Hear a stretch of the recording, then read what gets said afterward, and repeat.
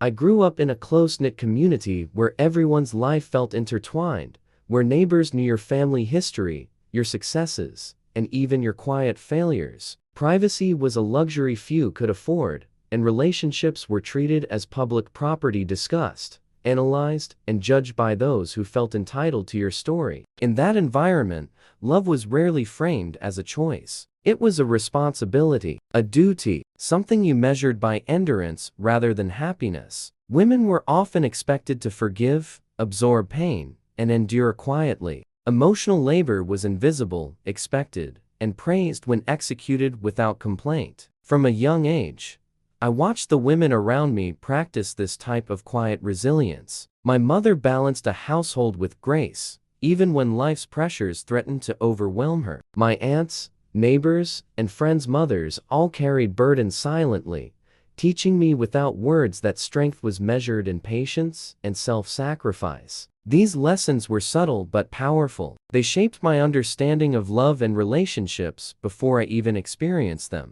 I believed that to love meant to put the other person first, to anticipate their needs, to absorb their fears, and to endure through emotional storms without complaint. When I met my boyfriend, I brought these lessons into the relationship like a carefully packed suitcase. I had no idea that what I considered care, empathy, and commitment might also make me vulnerable. I believed I was being nurturing and responsible, but I didn't recognize that overextending can sometimes be dangerous. He was magnetic in a way that made everyone notice him, charismatic, charming, and full of ambition. He had dreams so big they sometimes scared even him. But there was also a fragility beneath the surface, a fear of failure and an insecurity he rarely expressed. I wanted to be the person who could hold both sides of him. At first, it was effortless. We laughed, shared our dreams, and found comfort in each other's presence. I felt understood in a way that I had never experienced,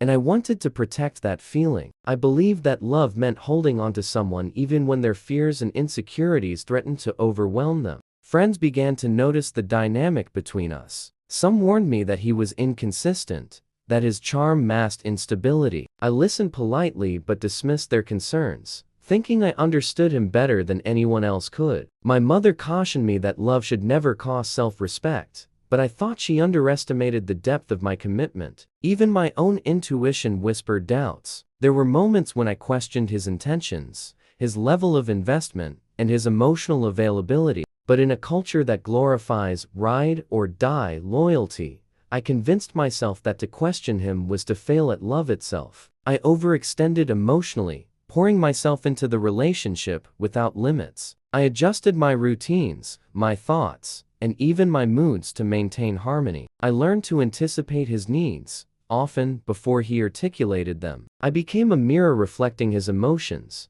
hoping that by absorbing his fears, I could shield him from himself. The early days of the relationship were intoxicating. His charm, his vulnerability, and his occasional warmth created moments of euphoria. Those highs masked the lows, making it easier to rationalize absences, dismissive comments, or sudden withdrawals. Emotional inconsistency became a rhythm I unconsciously accepted. I believed that love required patience, that enduring hardship was proof of devotion, and in many ways, my upbringing reinforced this idea. In my community, loyalty was measured by tolerance, by the willingness to bend without breaking, by the silent endurance of emotional turbulence. Yet the cracks were already forming. His moments of distance, the silence after arguments, and the emotional withdrawal began to leave spaces I struggled to fill. I ignored these signs, convincing myself that love was about waiting, understanding, and forgiving. I didn't recognize that I was absorbing the weight of a partnership that wasn't balanced. Over time, I noticed the subtle erosion of my own boundaries. I stopped asserting my needs clearly, believing that doing so might push him away. I prioritized his comfort over my own well-being, internalizing the idea that my happiness was secondary to the relationship's survival. The community around us subtly reinforced this behavior. Praise for loyalty, stories of women enduring hardship for love, and social norms that framed patience as virtue all contributed to the pressure to give without limits. Leaving, questioning, or expressing dissatisfaction was socially discouraged, making it harder to see the danger of overextending. Social media amplified this pressure. Feeds filled with couples who endured hardships, celebrated loyalty, and romanticized emotional sacrifice created a warped standard of what love should look like. I internalized these messages,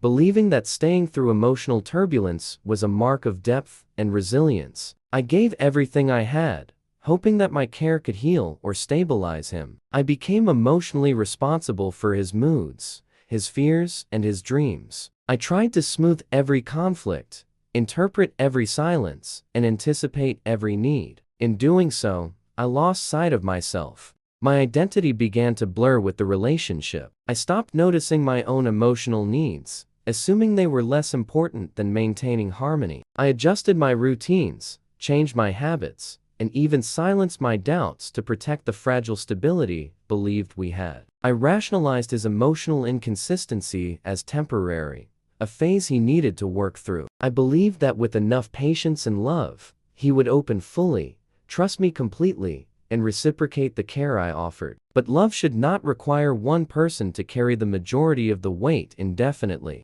Even when friends pointed out the imbalance, I dismissed their observations. I thought they didn't understand him the way I did, that their warnings were based on incomplete perceptions. I was convinced that love meant seeing potential where others saw flaws. But ignoring the signs only allowed the cracks to widen. His fears, insecurities, and emotional absences became recurring patterns that tested my endurance. The very skills I had learned from my upbringing, patience, forgiveness, empathy, became both my strength and my vulnerability. Arguments, miscommunications, and moments of withdrawal became part of our rhythm. I tried to navigate these moments carefully, smoothing over conflicts, protecting his feelings, and often sacrificing my own comfort to maintain the relationship's balance. The deeper I invested, the more fragile I felt. Every withdrawal, every silent moment, every ambiguous gesture became a test I felt compelled to pass. I internalized his moods, absorbing emotional turbulence as if it were my responsibility to stabilize the relationship. As months passed, the pressure of overextending became heavy. I began to feel exhausted, anxious, and uncertain. My well-being was slowly eroding under the weight of emotional labor that I had normalized as love. But the cultural and social expectations around endurance made it difficult to see that I deserved better. The emotional cracks that I had ignored began to force themselves into the story. Small misunderstandings became magnified.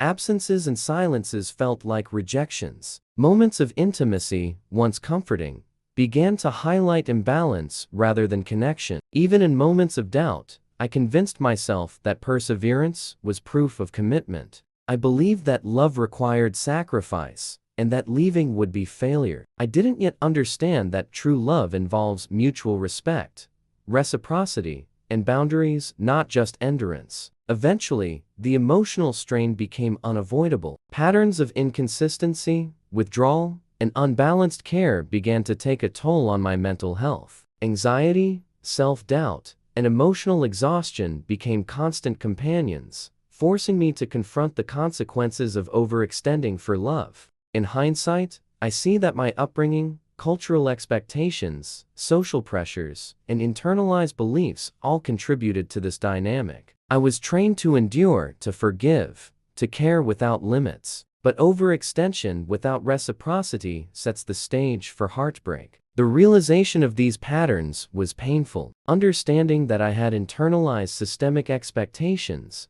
and normalized imbalance brought clarity, but also grief. I recognized that my overextension, though well-intentioned, had left me vulnerable in ways I hadn't anticipated. Through this process, I began to understand the complexity of relationships within cultural and social contexts. Love is not merely personal. It is shaped by societal norms, family expectations, and internalized lessons from childhood. My experience was both individual and reflective of broader patterns many people navigate. Ultimately, this context helped me frame my heartbreak not as a personal failure, but as a consequence of social, cultural, and relational dynamics. Understanding these forces became essential to processing the pain, reclaiming my sense of self, and learning to navigate love more consciously in the future.